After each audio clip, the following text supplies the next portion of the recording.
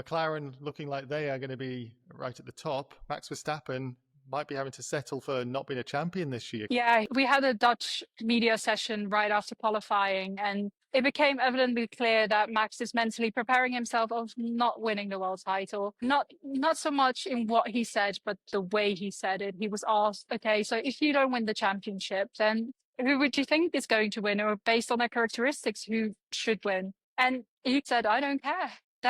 Yeah, but Lando's your friend. Yeah, I don't care. It's basically, if I don't win the championship, who cares who wins? Which is, to be fair, an understandable position to be in. In the past, we've seen Max have this fire behind his eyes, and that's something I was kind of missing. And not saying that Max isn't motivated, because he is, but you can kind of tell that he's already mourning this world title. Tsunoda, a P20 qualification on pure pace. Did Max have anything to say? We spoke to Max in the Dutch media session about this, and Max kind of said, look, Yuki's not, as we say it in Dutch, he's not a pancake. He's not an idiot. He knows how to drive. We've seen it with racing rules.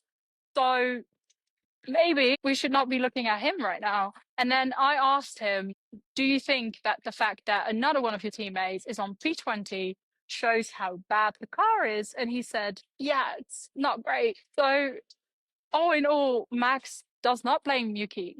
He does not blame Yuki for being P20. He blames the car. But then, interestingly enough, Yuki Tsunoda showed up at our microphone, and Yuki, he looked really deflated. He blamed himself, and he was very upset with himself. He said, this is not the quality I expect myself to deliver.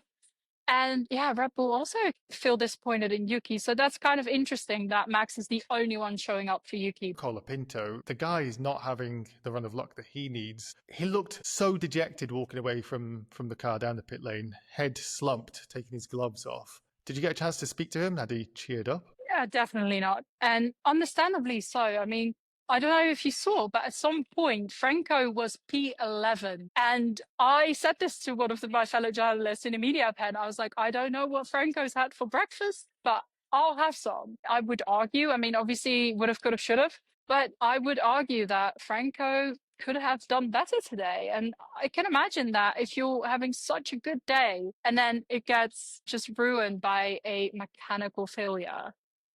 Yeah, that's rough. That's really rough. And yeah, it showed. He was very, very deflected. He just wanted to leave. And honestly, I cannot blame him.